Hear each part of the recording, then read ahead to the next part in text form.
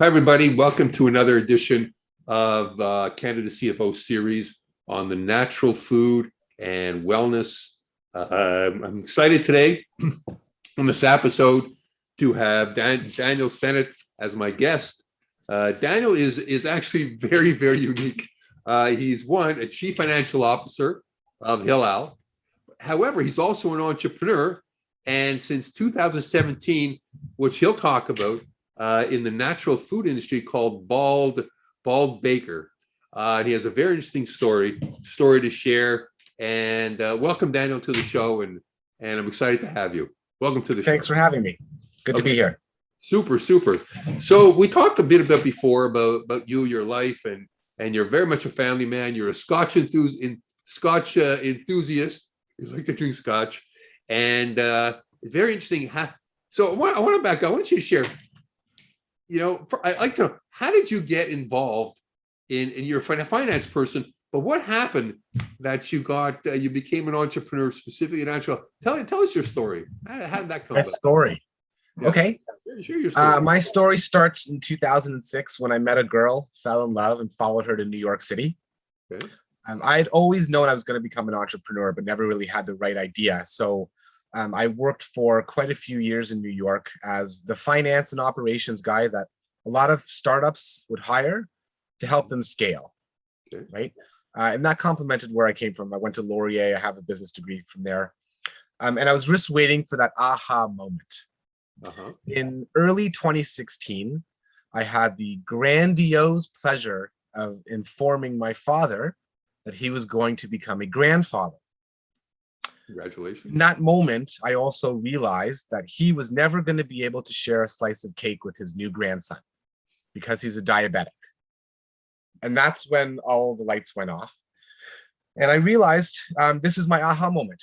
I need to create a sugar-conscious treat company so that diabetics and people who really just care about their sugar can enjoy a slice of cake with their grandkid, can go to a birthday party and feel like a human and not like an outcast. Wow. And so in 2016, the idea of Bald Baker really was born. And I spent the next few years after that bringing it to about 150 stores. Wow. So when you brought to stores, who had Bald Baker? Who had it?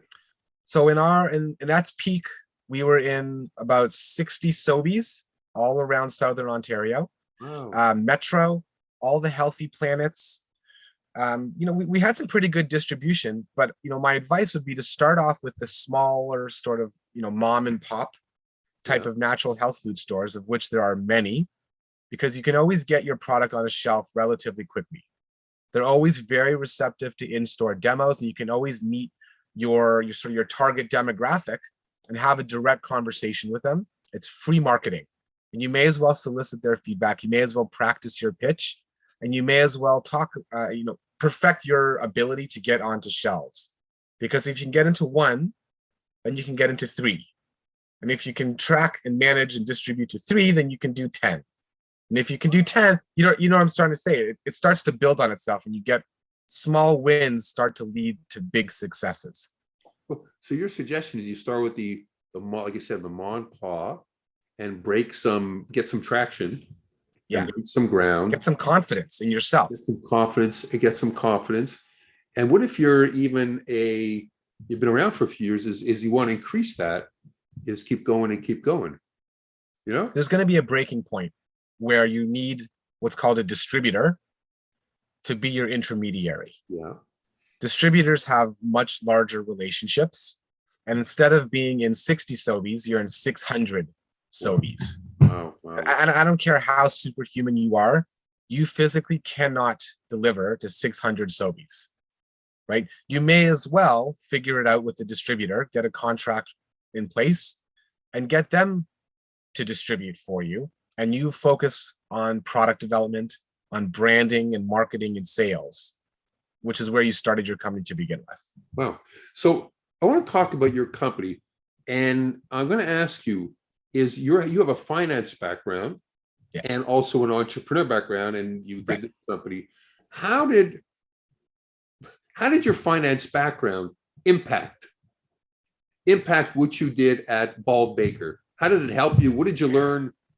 The I'd the love to hear earliest the earliest advice that I very was unique. given. That's very unique. Yeah. Thank you. Yeah. At the time, everybody thought I was crazy, but the earliest advice I was given was you need to know your margins. And what I mean by that is if you're going to sell your product for $3, $2.99 at a store, you need to know that at least 35% of that's going to go to the distributor, and at least 35% of that's going to go to the store, right? So can you actually make a profit for yourself if you're selling at $1.20? That's a question you need to ask yourself, because you're not getting that whole $3. It's just not the case. So you need to know your ingredients cost. You need to know the value of your own time. And do you actually have money to put in your pocket after all is said and done? And then once you account for the store and the distribution and the packaging cost and the advertising and the branding and the marketing, you need to know your margins. And you need to bake in, pardon the pun, the ability for you to put money in your pocket, food on your table. That's where my finance background came in. I knew how to plan that out in advance and produce to those margins. Do you know in the industry, is that a challenge in the industry in general? Do people Absolutely. Is that a struggle? People may think they know, but really don't know. Is that one of the? So the struggle becomes when if you're selling a carrot juice, right? And it's the best carrot juice on the planet. And it's got the most polished marketing. On the one hand, you're going to say, well, I really want to sell this. I think the sweet spot's $5.99, right? That's the pricing strategy that I think I'm going to sell the most units at. But once you actually go backtrack into the costs involved, you realize you need to sell it at $8.99 for anybody to make a profit. Okay. And so now you have a real problem where you're $3 off your sweet spot. Can you sell at $8.99? Are you going to sell as many units as you need to? Maybe you're now a luxury carrot juice, and that's a different branding strategy than your original one. So there's all these decisions that you get forced into once you realize what your true costs and what your true margins are. Yeah, because because you have the skill that you're able to do that based on your financial background, but a lot of creative people don't have that skill. So I want to talk about how, obviously as you scaled the business and got in, I'm going to assume that production, you had to finance production and you had to generate, you bootstrapped your business, you bootstrapped it? Yes and no. Yeah, I bootstrapped it with my own dollars to begin with. And then I started fundraising using as many creative means as possible to really get it off the ground. Share that. So one of the things we needed, I realized pretty quickly, was called a flow wrapper. And I don't know if you can picture this. It's this long mechanical tank of a unit. It's about 40 feet long. And the first 25 feet of that are this conveyor belt. And you have a team of people placing cookies on the belt and another person putting a little insert in under the cookie onto the belt. And then it goes through this machine where it gets wrapped into an air sealed plastic container. A good flow wrapper costs about $60,000 to $70,000, but it'll flow wrap 80 units a minute, maybe even 100 units a minute, right? Whereas you hand stuffing a cookie, you're limited. So you need to make that investment. Yeah. We were able to find a used flow wrapper for about $20,000, which was great, but I needed to find $20,000. And I wasn't about to go ask mom and dad. That's not my nature. So we started a Kickstarter campaign. Oh, it's peer-to-peer. Today's Kickstarter is called GoFundMe, but there's a number of different platforms where you can raise money in very micro increments, right? Crowdfunding, exactly right. So we crowdfunded our flow wrapper. We raised about $25,000 off the campaign, and that to me was one of the largest single most important learning opportunities for me, because I should have raised $100,000 because the amount of effort it took to raise 25 was the same.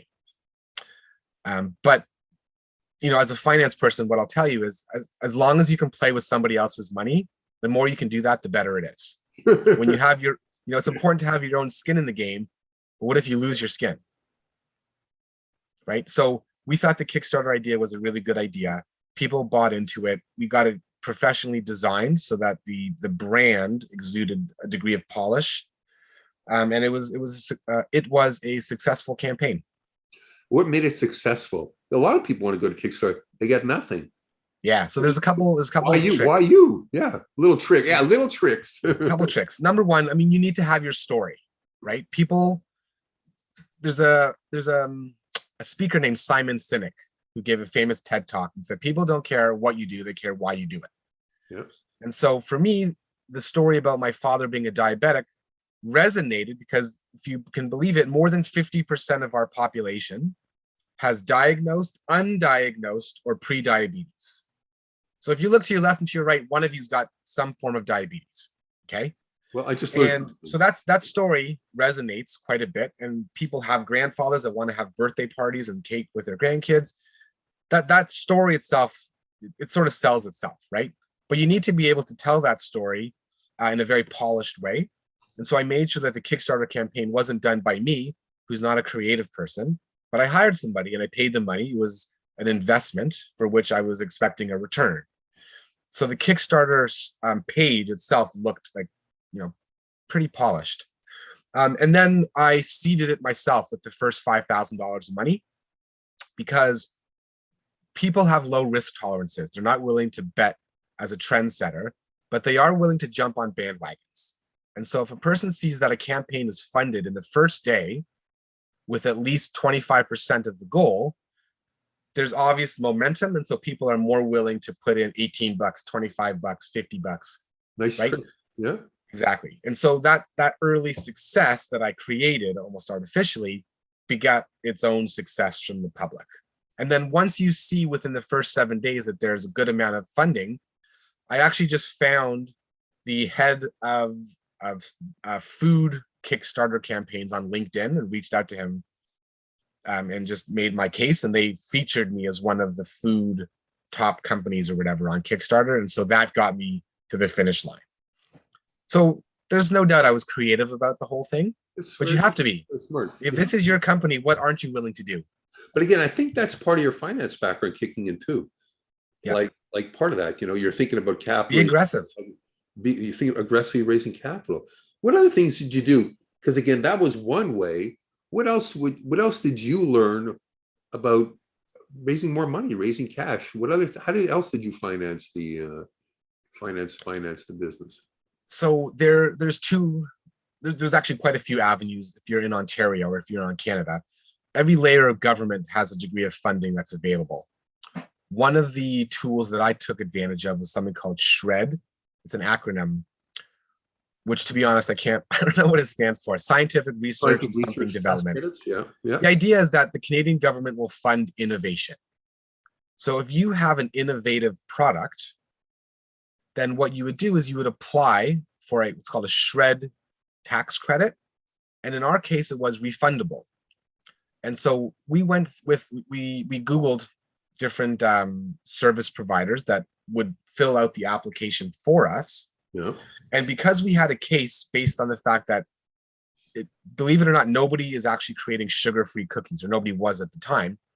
We were creating innovation in Canada, and the government was willing to fund it. And so we were able to get quite a bit of our original dollars spent on R&D. Wow. And product development, and anything that was related to getting a product to market. We were able to get a good percentage of that back as a refundable tax credit. And they pay you cash. It's cash. They give you cash. Yeah. So how does one know? Because some companies might have R&D and not even know they have it. What I would suggest is go onto Google and type in SRED Ontario. And you'll find any number of consultants that are willing to speak to you for free and help you assess if you have a case to apply for. And if you do, the typical thing is that they'll charge you a percentage of however much money you get back. Okay. In your sense, if you don't know if you have it, it's free money to you. So you may as well apply. Because even if you have to give up 20% of it, it's still free money back in your pocket. It applies to the packaging. It applies to the packaging too. Could be unique, eco-friendly. It can apply. It can go right across. As long as you're doing something that's innovative. If you're baking just another cookie, don't think you're being innovative. You're probably doing something that's delicious and will sell, but the government wants to fund innovation. Okay. There's another program out there called Futurepreneur. It's a quasi-public, quasi-private entity. It's run in Ontario, but they'll do the same thing. Like, they'll give you a very low interest rate loan, but more importantly, they'll open up a network of mentors, selling opportunities. They'll push your product so that they guarantee you sales. Wow. But they'll also make introductions. If you need a co-packer, if you need a distributor, like, there's a whole network of people through the Futurepreneur program. Not to mention this low interest rate loan that'll help you get off the ground. So, okay. So getting back to your company. So you have, where are you at now with Bald Bakery? What's the legacy? What's going on now with Bald? Right. The legacy for me is that I can look my kid in the eye and tell him not to be afraid of doing anything. Okay. If your heart's in it and your mind's in it and you're willing to put some work in, don't be afraid to start your own business. Don't be afraid to leap before looking. Have faith in yourself.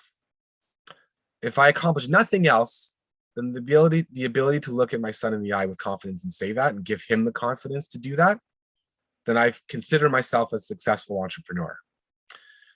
In March of 2020, an international pandemic hit, and people stopped going to grocery stores. My two largest cash cows immediately shut down in March. And so the entities that were keeping Bald Baker floating ceased to exist.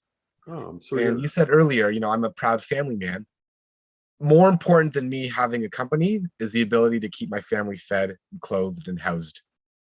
And so I pivoted away from Bald Baker, and I went back to my roots in traditional finance and sort of embraced my inner core as a finance professional and became the CFO of a nonprofit called Hillel Ontario. Bald Baker right now is a part of my past and potentially part of my future. I do hope to one day get back to it and reimagine what its potential is. But for the time being, I needed to make sure that my bases were covered at home. Of course. And then I can get back to growing this as a small company. That's a wonderful story. Wonderful. That's wonderful. Daniel, before we head out, is there anything that you'd like to share with the audience in terms of learnings? Again, the finance to anything else that you think is important that we can share. I'd love to hear that. Yeah. Have confidence in yourself. Doesn't matter what the product is or how it evolves or what it evolves into. Have confidence in yourself to be an entrepreneur. Have confidence to fail, and have confidence to acknowledge your successes when they come. And everything else will flow smoothly from there. That's wonderful. Daniel, that's great. Daniel, it was a pleasure. Thank you so much again. You're very unique. And I'm glad we had this opportunity. And I wish you much success with your family. You have two kids. Yeah, two kids. More on the way. More coming. Oh, okay. That's enough. Okay. Congratulations. Congratulations on being a success and being a CFO of Hillel. That's wonderful. And I'd love to see Bald Baker come back. I don't know. Maybe I'm one of the 50%. I have no idea. That's an interesting statistic you just shared. That's it's scary. Because I like my cake. Right. And you want to eat it too. And you should be able to. It's very addictive. It's very addictive. And you have to really have. Anyway, that's another story. Daniel, thank you for having me. Thank you so much. Bye-bye. Bye-bye. And everybody in the audience, enjoy. And Bruce Singer, CEO of Canada CFOs, saying goodbye. Take care.